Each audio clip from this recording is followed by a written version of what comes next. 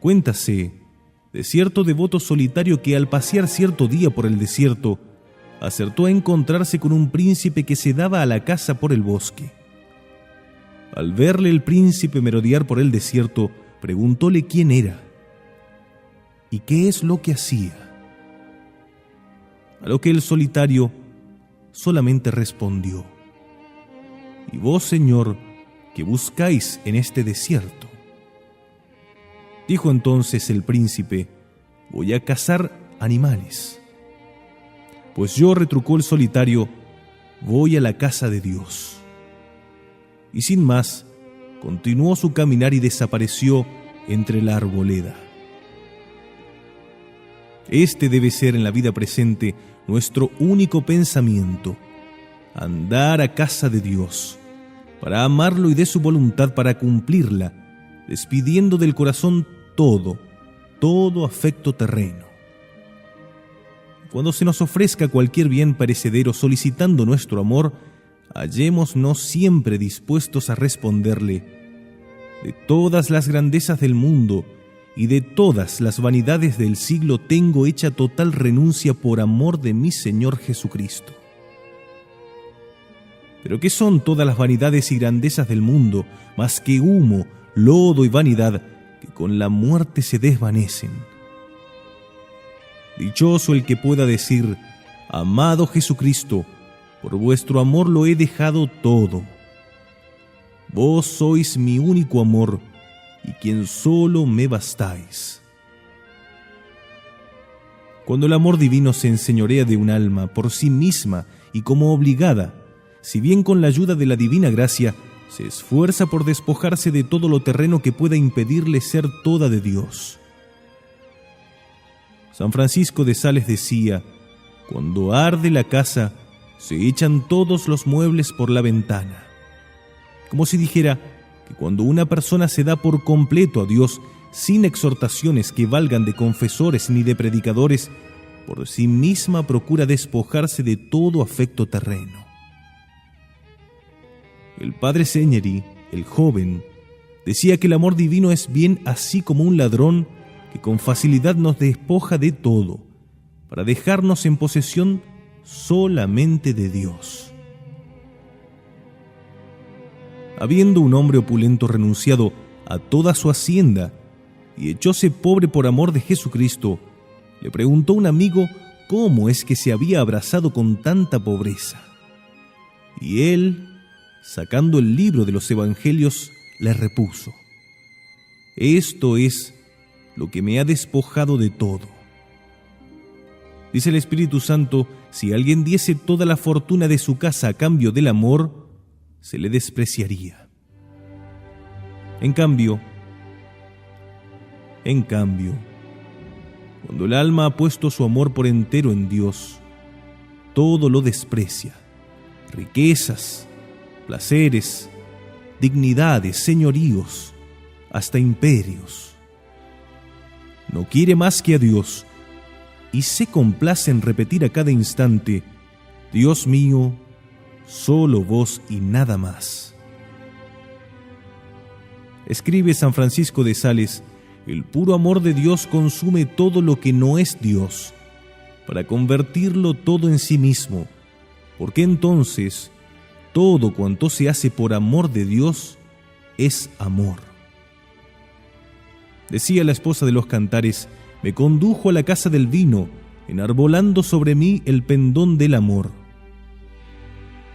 Esta casa del vino es, según sentir de Santa Teresa, el amor divino, que al apoderarse del corazón lo embriaga de tal modo que le hace olvidar todo lo creado. El embriagado entonces está como muerto y sin sentido. No ve, no oye, no habla. Del mismo modo le acontece al alma embriagada en el amor de Dios.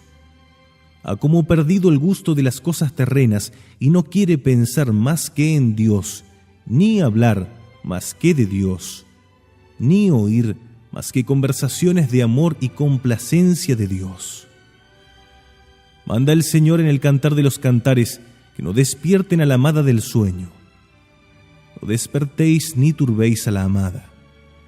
De este feliz sueño disfrutan las almas esposas de Jesucristo, dice San Basilio, y que no es otro que el olvido cabal y perfecto de todo lo creado para atender solo a Dios y poder decir con San Francisco: Dios mío y mi todo. ¿Para qué, Dios mío, riquezas? ¿Para qué dignidades? ¿Para qué bienes de este mundo? Vos, solamente vos, sois todo mi bien, mi herencia y mi tesoro. Comentaba Tomás de Kempis: Dios mío y mi todo. Suave palabra esta, por cierto. Basta con ella a quien la entiende, y quien ama tiene por regalado repetir: Dios mío y mi todo. Para llegar, pues, a la perfecta unión con Dios, es necesario un total desprendimiento de las criaturas, y para descender a cosas particulares, lo primero que debemos hacer es despojarnos del afecto desordenado a los parientes. Dice Jesucristo: si uno viene a mí y no aborrece a su padre y a su madre, a su mujer y a sus hijos, a sus hermanos y hermanas y hasta su propia vida, no puede ser mi discípulo. ¿Y por qué este odio a los parientes?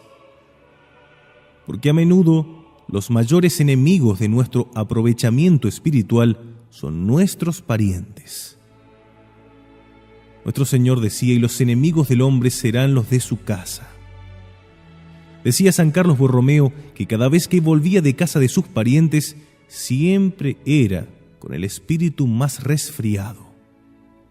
Y cuando el padre Antonio de Mendoza le preguntaron por qué no quería siquiera reposar en casa de sus parientes, respondió: porque la experiencia me enseña que no hay lugar donde más pierda la virtud y devoción del religioso que en casa de sus parientes. Si se trata de la elección de Estado, es cierto, como enseña Santo Tomás, que no estamos obligados a obedecer a los parientes. Si un joven se siente llamado a la vida religiosa y se opone a los padres, está obligado a obedecer a Dios y no ya a los parientes, quienes, ciertamente por intereses y fines particulares, se oponen al bien espiritual de sus hijos. Frecuentemente, los amigos carnales, dice Santo Tomás, se oponen al adelantamiento espiritual. Y antes, prefieren que los hijos se condenen, escribe San Bernardo, a que dejen la casa. Es cosa que espanta ver a ciertos padres y madres que, no obstante ser temerosos de Dios, alucinados por la pasión, se fatigan e inventan 1000 trazas para impedir la vocación del hijo que quiere ser sacerdote. Esta manera de obrar, fuera de algún caso rarísimo, no puede excusarse de pecado mortal. Quizás diga alguien: pero es que no puede salvarse ese joven si no entra en ser religioso. Pero es que todos los que quedan en el mundo se condenan. A esos alguien les respondo: quienes no están llamados por Dios al estado religioso, se salvarán en el mundo cumpliendo con las obligaciones de su estado.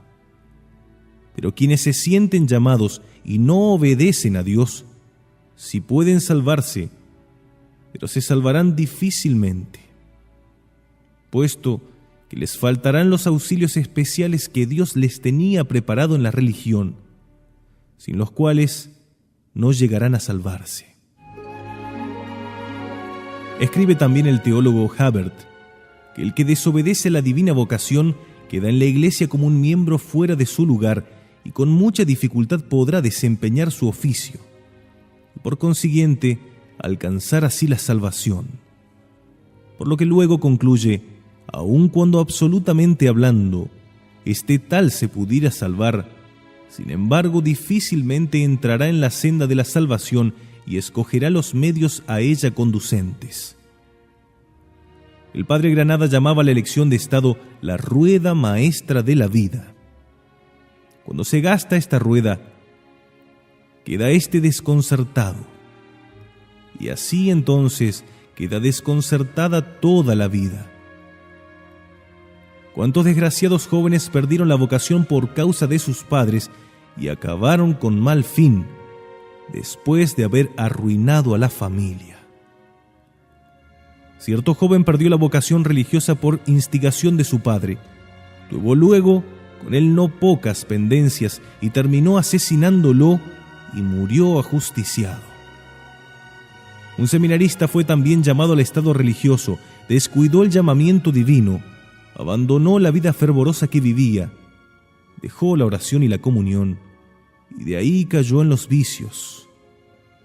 Y finalmente, cierta noche, que salía de una casa de una mujer perdida, asesinóle un rival suyo. Acudieron al punto ya varios sacerdotes, pero lo hallaron ya muerto. ¿Y cuántos ejemplos más pudiera aducir aquí? Mas, volvamos a nuestro propósito. El angélico Santo Tomás exhorta a los que se sienten llamados a vivir vida más perfecta que no pidan parecer a sus parientes, ya que en tal materia se convierten en sus enemigos. Y si para seguir la vocación a estado más perfecto no están obligados los hijos a pedir el consejo de los padres, menos lo están a pedir su consentimiento o a alcanzar su licencia, mayormente cuando hay fundadas sospechas de que injustamente les negarán la demanda, impidiendo así la vocación. Santo Tomás de Aquino, San Pedro de Alcántara, San Francisco Javier, San Luis Beltrán y muchos más entraron en religión sin avisarlo siquiera a sus padres. Advirtamos aquí que así como se exponen a gran riesgo de condenarse los que por complacer a sus parientes desoyen el llamamiento de Dios, lo corren igualmente quienes, por no disgustarlos, abrazan sin vocación divina el estado eclesiástico.